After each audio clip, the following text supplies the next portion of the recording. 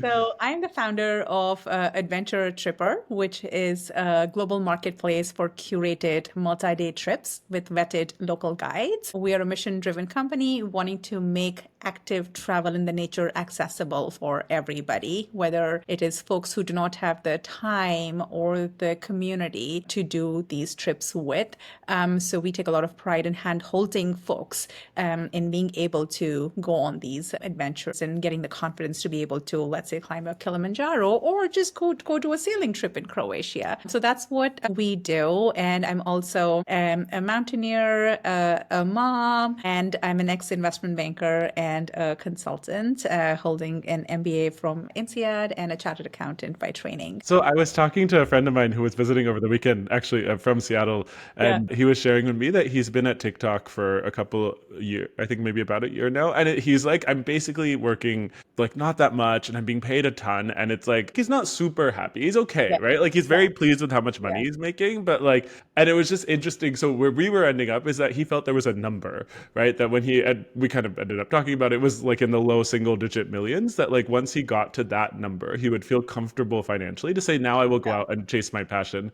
Was it a similar thing for you, where it's like you had to feel financially secure enough and Yeah, then you I did it, think or that's a good point because that was a point in consideration as well. We just moved from London to Seattle. We were buying a home, and so another mortgage, and being able to deal with that on single income lifestyle would take a hit. And I was on an expat contract in London, so two solid income. So it would have been a lifestyle hit. So that was definitely a consideration. I think another reason why I was able to take that risk was because I enjoy investing. I always invested. Mm, Since the time I was in my mid 20s. So I had the assets and the properties that I invested in as a cushion, mm, which allowed me to take that risk. And also, I feel I was privileged because my husband has a solid, well paying job. So yeah. I think I was at that point in time in my career where I didn't have as much financial stress, although the lifestyle absolutely takes a hit, right? And I have a mortgage, we still have to think about it, child's expenses and everything. But I did have those cushions and the privilege of, a spouse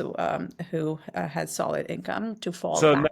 now the follow up. So now knowing what you know now, do you feel like you wish you had taken it earlier, or do you think Yeah. like you would? I don't know. Yeah. Do you feel like you needed to build the financial cushion you did, I or spend feel this like much energy? I don't know who I was talking to the other day, and I said, just like you're never ready to get married or you're never ready to have a child, Yeah. never ready to get a pet. I feel like you're never ready. And so, yet it's never too late because you will have that regret of having not done it. So I feel like there's pros and cons, right, Karan? If I had started early on, I probably would have been I would have had probably had a few exits by now. Interesting. I had the talent and the energy. I could have built and had an impact. I did not grow up in a context where people were building startups or startups was even a thing. I didn't know about startups, even in business school, right? Yeah. It was 15 years ago. I did not think startups or entrepreneurship because I grew up in a context, in a culture where our parents did jobs, the same job for 30 years. Yeah. Typically government jobs or banks or teachers, and we were not exposed to that. That was not an option we ever saw. Entrepreneurship, especially in Hyderabad. I don't come from Bombay or a Delhi, right? The bigger cities in India. Yeah. So it was never so much that even business school, it was about what would be a good paying job, which will help me pay off my education loan and support my family and my sibling. And, so that was the mindset. And Mm. I would have loved to, I think, start right after INSEAD if I didn't have those financial pressures back. But it was after my MBA at INSEAD that I started investing and then I was more financially comfortable. So I made the decision later. I feel like there's both pros and cons. You would have learned a lot of other things early on. And you'd be a lot more mature at building businesses. But at the same time, starting it 5 years ago, I had all the experiences because I had worked in so many different businesses, so many different companies. I had the exposure and the confidence. I knew what I was doing. A Mm. lot stronger intuition, which is rooted in all the past experiences that I had. So I have a lot more confidence, a lot of resilience. The confidence to be able to adapt. Like pandemic happens, doesn't phase me. I know I can deal with it, right? That Mm. confidence comes from having done whatever I did. And I feel like consulting, accounting were very solid foundational skills, which helped me to make sure I was building a financially viable business. It was hard to fundraise for a travel startup in the middle of a pandemic, but I had the confidence that I could make it work commercially because of the foundation I had of being an accountant, an auditor, and a consultant. So I think it can, yeah, you could do it. Interesting. It's interesting what I heard you say though, because like it sounded like what you were saying was that there's a set of skills that you have today that make you feel confident in your ability to make choices as an Totally. entrepreneur. Which Totally. is not so much the saying that you feel like the anxiety of finances is like being saved from that anxiety is what has really helped you. It's more that it feels like you're telling me that's the skills you built than maybe the financial cushion helped. I don't want to diminish it, but Yes, I think that is always just a secondary thing. The primary is the confidence and the skills. I know what I'm doing and I know what I'm doing is right. To have the conviction when, you talk to 50, 100, 200, 300 investors, advisors, everybody tell you different things. yes. But you have Oh, the it's conviction that to stick to what you're thinking is right, what you're doing is right. Again, it's again a spectrum, right? My early days, I was probably not as sure. But 5 years mm, down the line, I know what I'm doing.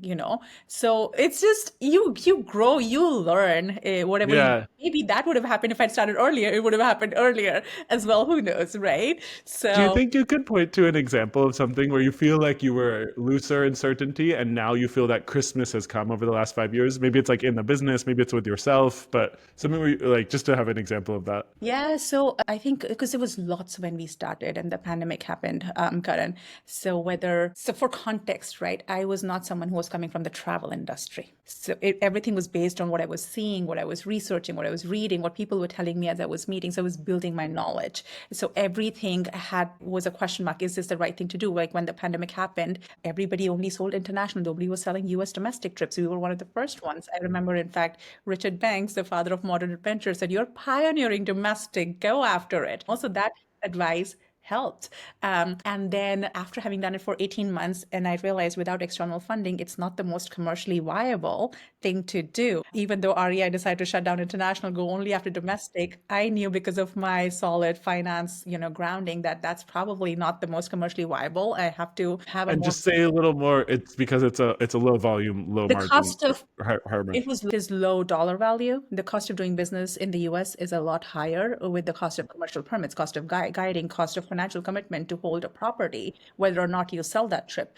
Just the cost of doing business so much higher, and the willingness of the people to pay for something domestic when there's so many resources available at your disposal to go do it yourself. So there's a lot of things. So commercially, it wasn't very viable in my mind, whereas internationally, you vet a guiding company, you upload a trip, you sell that over and over. We went from average dollar value $500 for a weekend getaway for a family of four to 1,500 per person for one spot on a trip. Wow. Yeah. And now we're at 2,500 or even higher, right, per person dollar value. So economically, commercially, it didn't make sense. But again, is this the right thing to do? Should we focus on international? And that's where I'm relying on, my training in strategy and business strategy, which is my strong suit, but also the advice from others, like again, Richard and others who were advising me at that time in terms of, is this the right thing to do? So at that time, I had a lot of questions around, is this the right thing to do? And distribution, nobody sells. We've seen most consumer marketplaces do B2C first, whether it was Amazon or Uber or Expedia, and then go after B2B. I was flipping it on its head to say, I'm going to go B2B first to unlock B2C eventually. So these are very Mm, fundamental things, which I was doing very differently. And I was reading, so I would read, I would hear podcasts, and I could probably, show you my books this is all that I started reading the first year when I was reading, the second year, the third year, I was reading about scaling. So I it's love that. conversation analysis. First year I was reading, how to build a product, and 0 to 1. And second year I'm reading how do I market it, Instagram, Facebook, TikTok. The third year I'm reading how do you scale. So I was teaching myself, and now I feel like, we've made the right calls and it has held us in good stead. But at that Yeah. it was with a lot of input, a lot of research, and also talking to a lot of potential investors. You learned what worked, what not, what they have seen work and what they have not seen, what were they questioning, what were they unsure of. Hmm. Right. And now talking to the same folks, I can tell what somebody's saying is just their perception or actually makes sense, because I've done it long enough. I have seen enough travel companies, enough startups. Because again, in a startup, unlike in a corporate, you probably do 2x, 3x of what you would typically do. So you're just soaking in so much as a sponge. So I feel like I have a lot more, not just experience, but knowledge That makes a lot of sense. You mentioned it a couple of minutes ago. I don't mean to take you too far back, but I just wanted to highlight it. I think for most people, when they would hear that you went from $500 to 1,500 per person, and then now maybe up to 2,500 per person, that you went up market. And my sense is that's not so much what you did. Like you have there are luxury trips you're doing, there are upmarket trips you're doing, but also you're getting more value, you're delivering more value, and you're able to charge a higher price. I think that's a fair statement, right? Totally, multiple trips, because that was a self-guided trip. You're driving on your own. It's a self-drive. It only include accommodation. It's a digital itinerary. This is an end-to-end experience. Absolutely. It's a complete shift in a business model, completely different product. Absolutely. And all of that needed that rethinking as to what is your product, who's your customer, also targeting a completely different customer as well. This is everything included, right? From accommodations, meals, experiences, right? Domestic flights, so Because I everything. would be right in saying that part of the sector of the market that you've kind of zeroed in on, it's not quite at the luxury level. Like you feel the gap is at the level below that. I would call it affordable luxury. Interesting. And do you feel like you had that certainty or that understanding when you started, or do you No, it's grown over time, right? So I started want to make it affordable, accessible. I saw the need was accessible? I in, remember that word a lot. Yeah, yeah, you used to talk. Yeah, yeah. I wanted to do that because it's coming from a place of mission and it's a mission-driven business, still is. And I dabble with that question a lot of times as well. How do I balance making it commercially viable versus, staying true to my mission to make this accessible to folks, right? So I saw Please gaps. talk more about that. I think that's something our listeners struggle with so much too, because so many of us are mission driven. It's how do you balance those? Yeah, so I saw a big gap at that time in the most underserved part of the market. In my mind, was a market which wanted affordable trips, really. So that's where we decided we want to play, because nobody else was catering to that market. Over the years, I've learned there's a reason why, right? If I had the external funding, I could keep catering to that, because that needs a lot of volumes for you to be able to make enough to invest back in the business and grow to be able to do good at scale, really, right? And that is very hard to do without external funding, because you have to first build a commercially viable business where you're making enough money to grow the business, right?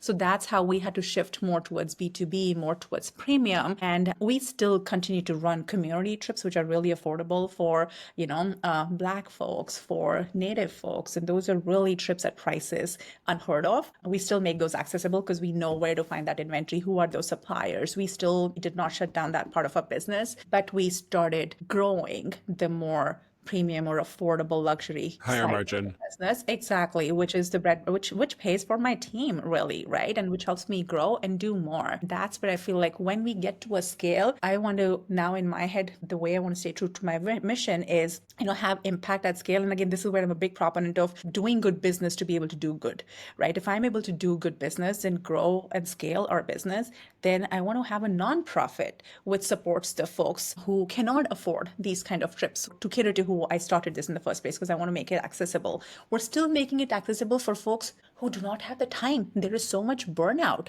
in the workplace. There's so much loneliness, right? And people do not have the time, or do not have knowledge, or do not have the community to go do this with. It's not, they might have the financial resources, but they still face the barriers to access this. So we're catering to, we've just widened the spectrum of who we are enabling this for, but being able to cater to the folks who only financially cannot, economically cannot afford these adventures. I feel like the best way to solve for that at scale is through a nonprofit, because that's very hard to make that a commercially viable business. It's never cheap enough. It's never good enough at that price. And so I feel like that's where we want to invest into a foundation, build a nonprofit to cater to that, and do free events, free trips, which get funded differently or at cost. So that's kind of my vision eventually, to be able to do that. But we on the side continue to run trips for the I marginalized see. And communities. not so much like you would make those, like what you used to do, those digital downloads, as being your offering for that segment of the market. You are thinking that you would like to kind of still have a complete offering, but fund Yes. it in a different way. Because again, that digital business again needs a lot more investment in the technology side of things for it to be scaled. By doing it humanly is again not the most commercially viable business model, unless you have the resources to invest in technology and scale it that way. So I think again we need to get to a scale where we have enough scale to be able to then go after a wider market by doing digital self-guided itinerary, salaries. Yeah. At this stage of the business with limited resources, we have to focus on what will help us get to the Well, next. and it's likely what you're building is far more defensible because at the end of the day, we live in the world of LLMs, right? Like someone will be able to create a digital itinerary. It may not be as good as the one your team could create, but it may get them 60 or 70% of the way there. And Thing. then they're not willing to pay $600. Yeah, no, that's very clever. Interesting. So do you feel like I'm going to just come back to this notion of like kind of balancing this sense of kind of being moral driven or like having like a purpose, a mission driven, and Yeah. then still kind of struggling with that commercial. So when you're having like your investor conversations, is that still like is that I imagine of course it comes up when you're thinking about hiring people that you're kind of trying to understand if they're mission aligned with you. But how do you handle it when you're trying to like when you want to get money from people, you want to get money from people, I it's think, yeah, I think this is where I've been fortunate enough to focus on it. This is also a function of, the timing, right? Because the pandemic happened and we were forced to think about a business model first, build a self-sustaining, profitable business first that we can sustain and grow on our own, which gives us again the privilege of walking away when we think the investor who wants to invest in us is not mission aligned. I am super picky in how we pick our team. I feel like that's what takes us forward. We have the best team. I think that's one of our biggest, differentiators. We have an excellent team, but I'm equally picky in who we want to take money from. We have walked away from money multiple times. So very, very picky about, is this somebody who understands what we're building and it's not just, yes, I mean, I understand you're in it for the money side of things. Venture capitalists want to see their invested capital grow and multiply. Absolutely. And we're able to do that. But as long as I think travel is a business of trust. yeah. It is very important to build that right in the first few years and figure Yeah. out what you want to be known for or known as and build that brand before you start, just going after growth and So scale. maybe just to keep you there for one more minute though, so tell me a little bit more about the scenario, right? So imagine you're in this meeting with an investor, you're realizing they're not mission aligned with you. Like, what do you do? Like, do you still try and get something from it, or do you try and like wind it down as soon as possible? Like, how do you? It's not Yeah. very hard because that very many times comes across in how do they value you? Right? At what terms do they want to invest in you? And this becomes very easy for us. As hard as it is for female founders, we don't get fair terms because my experience has been that they know how hard it is for you to raise as a female founder. Of all the venture capital funding in the US, 2.3% goes to female founders, 0.8% goes to female founders of color. As ridiculous as it sounds, it is true. As I had a golden CV, what I have accomplished surviving a travel company through a pandemic, delivering the traction that we have, one of the fastest growing travel startups, and yet. So I'm a living statistic, right? So as ridiculous as it sounds, but I feel like, and the experience has been there's a lot of people come up, say, we want to support female founders because they know it's hard for female founders to raise. But my experience has also been they try to exploit that situation. They know how hard it is for you to raise, and that's why they try to exploit you on the terms. And I feel like this is a double-edged sword because I'm an ex-investment banker. I know where we're valued by looking at comparables. How do you value a business? I was an investor before this, right? So I know where a fair valuation is looking at all the data. It's not just my perception or numbers I'm cooking up, right? Looking at all the data, I know where it should be valued, at what terms we should be raising money, right? So when somebody comes and tries to half that, I know. So I'm not an idiot, so Yeah. I know that this is not the person I want to deal with, right? And then there are some who come and do absolutely praise they come up with a number which I know is absolutely on market, and they're being an investor and they want to still bring it in a couple of $1 million, which is absolutely fair because that is what you would do and that is what I would do as well to get the best possible deal. But you don't cut it into half. That's what tells Mm, you about the values because it doesn't have to be the same mission, but there's enough indicators for where someone's values are. And I think we're in a position of privilege to be able to pick and choose, people that we want to, because I feel like as important as it is to find the right co-founders to build a company, because that's one of the biggest reasons why companies fail. I think it's equally or even more important to have the right investors backing you. So yeah, and I think we have the privilege of having the option to say no and walk away. yeah. Do you feel like there like a generation now of like women investors or women angels? Because I feel like you are like in that second or third generation of I women am seeing entrepreneurs. it so much right now. Absolutely. Because I think so many women have faced this and have made Yeah. their wealth, who have persevered and built their businesses regardless, right? They want to support female founders. I'm seeing this Are there everywhere. any that come to mind for our female founder listeners that you would share and tell Yeah, them to look at? absolutely. So there is two that I'm involved with personally as an angel investor now. One is the F-Bomb Club. I remember they used to run a pitching competition called Pitches to Bitches. I was a Pitches to Bitches winner. Amazing. I love that. And the founder, Megan McNally, tells me that, that was a pivotal moment for them because they really wanted to fund me and back me, but they weren't a fund back then. But just the fact that they could not help me get funded, ignited this movement or this inspiration to start a fund so that they could invest in female founders who was coming and pitching it, this event that they organized, so they could actually make a difference than it just be a network and being cheerleaders for you, which also was amazing, but they are actually making an impact. So I joined their very first group of angel investors and wrote my first check earlier this year. So excited to Congratulations. be able to back female founders. The second one I'm incredibly excited about is the Brown Girl Angels. And this was started by a lady who backed some amazing, Desi brown women-owned businesses Hmm. like the Brown Girls magazine, and then the Brown, and then Sahajan, and some of the other, products and brands that I look up to being built by female founders. And she was great at identifying these opportunities. So her name is Bhargavi Varma, and she's literally this is one of the newer angel funds. She's still pulling together angels. So I'm joining forces with her and an angel investor in Brown Girl Angels Very as well. cool. Yeah, so those Very two I cool. want to, shine the light on because I think one, they have felt this need to back amazing, amazing female founders because there's all these stats that female founders exit on an average 1 year earlier. They, deliver higher returns, and despite that, they don't get the funding. So it makes a lot of commercial sense to invest in female founders as well as investors. Also, I don't know if you come across the stats of how there's a shift happening in the wealth in the next, I think, 20 or 30 years. Women are going to be, there's a huge, and I don't remember the exact stats, there's going to be a huge transfer of wealth to Yeah. women. There's a company called Portfolia, like Yes, portfolio but with an A at the end. And yes. they started, I think it was during the Right. pandemic was when they were very big on that. They were really just talking about that there's this generational shift underway where the men are dying, right? They're getting old and they're dying and their wives are living longer and there's more women who are in control of their finances and they don't feel like investing is accessible.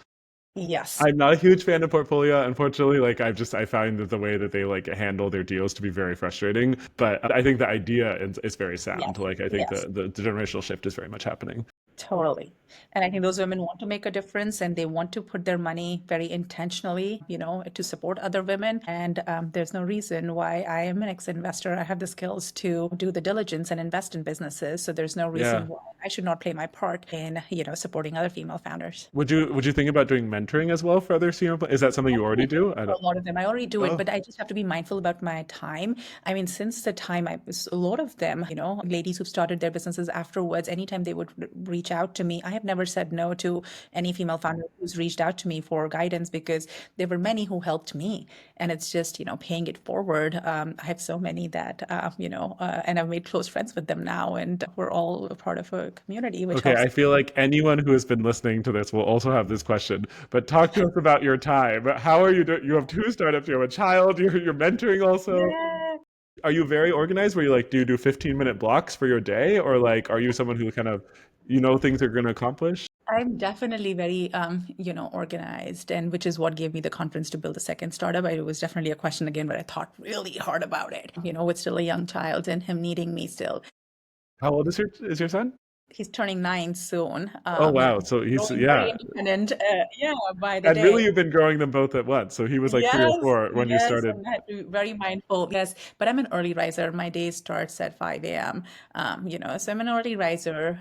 I can get a lot done very efficiently, quickly. But also, I think one of my superpowers is channelizing others and is motivating and inspiring others. So motivating my team, finding the right people. So I think that Mm. helps me scale myself a lot more. So I am really proud of the team we have at AdventureTripr, So and maybe what. just give me a sense. So you have a couple hours in the morning and then you I imagine have to get everyone to school, you're making, breakfast and lunch Yeah. Okay. So and all 5 to 7 is when I do Yeah. my calls. I start my calls, usually 6 to 7. 5 to 6 is usually, I would do a workout or it's my time. Yeah. Wake up. Yeah.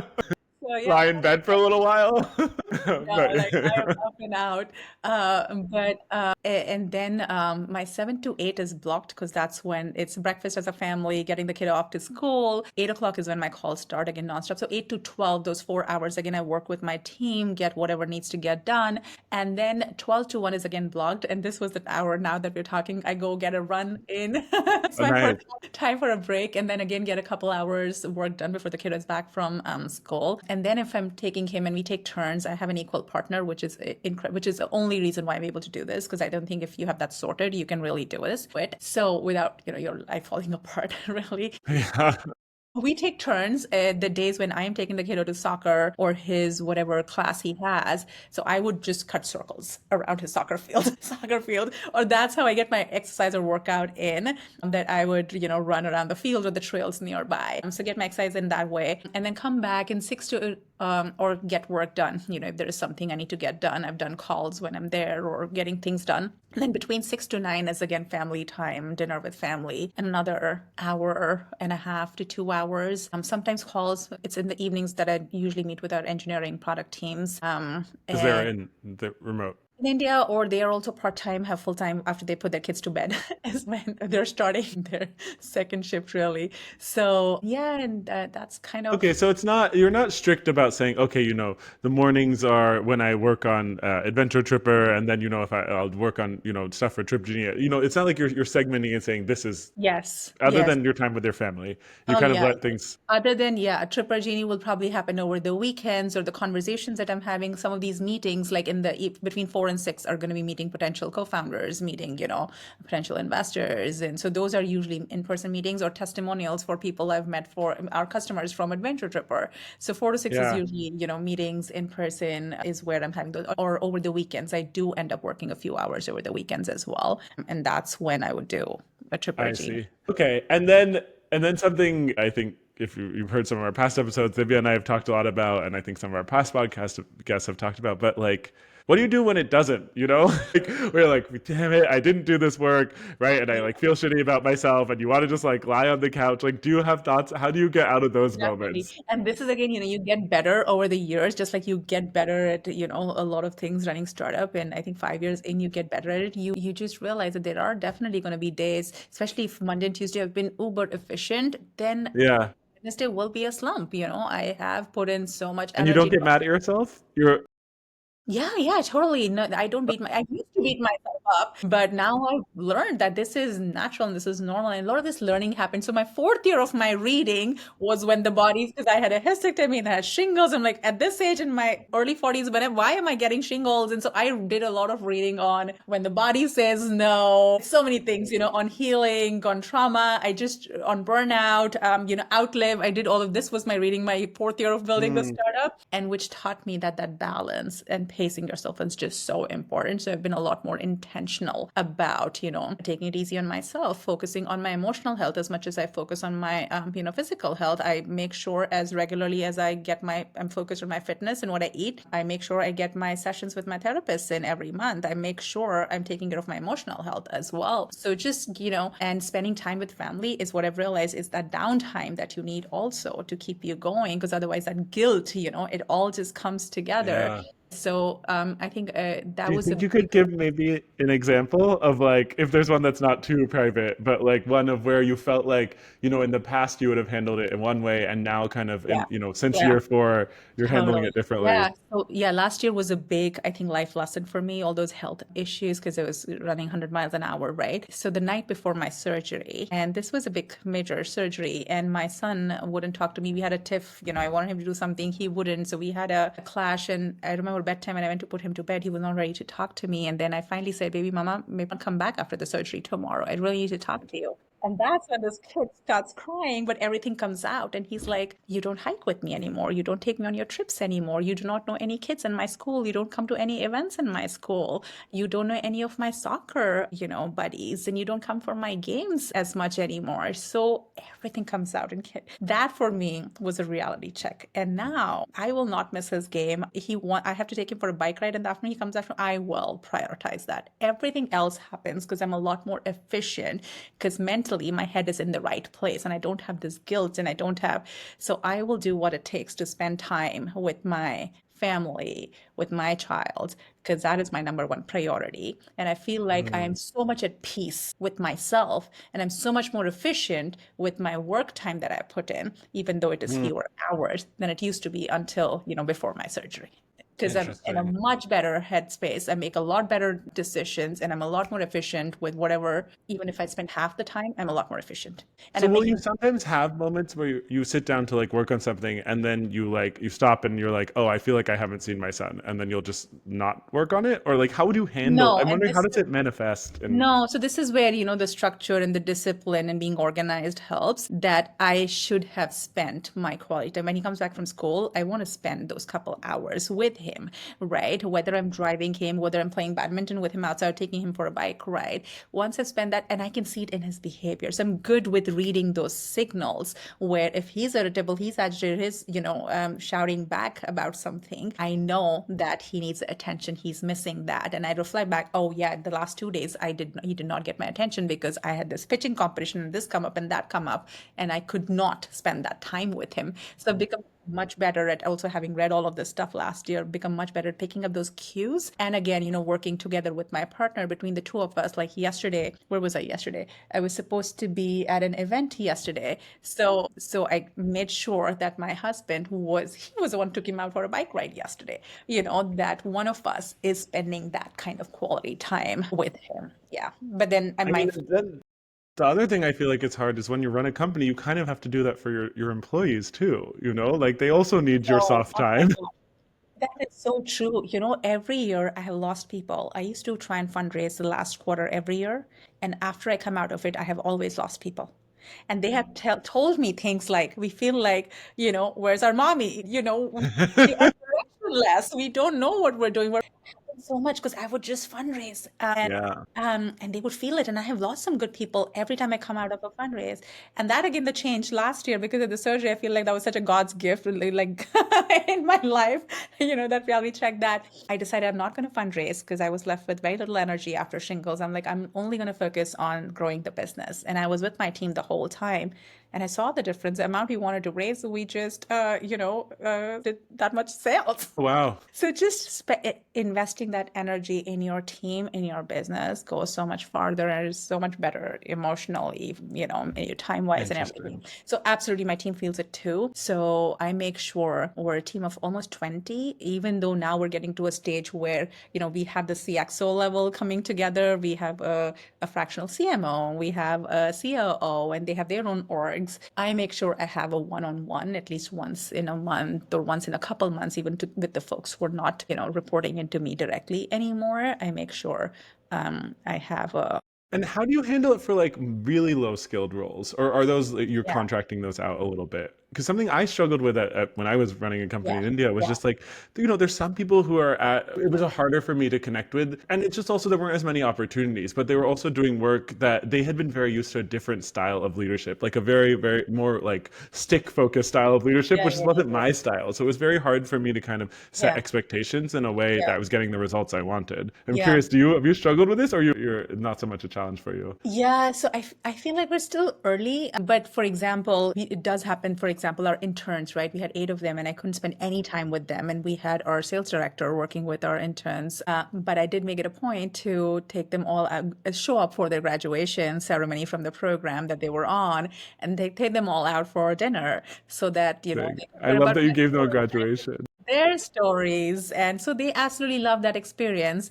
And that's where I also figured what, their life stories were, what their aspirations were, and the ones who I could help with, whatever they wanted with, I offered to help. And the ones where I saw potential, I had a one-on-one follow-on sessions with a couple of them, So So yeah, so it will happen in different amounts of time that I would spend, but even that little amount of time makes a big difference to them. So I make sure I do at least that with the folks who don't report into me at all or are very, junior and yeah, or just starting out their Yeah. career.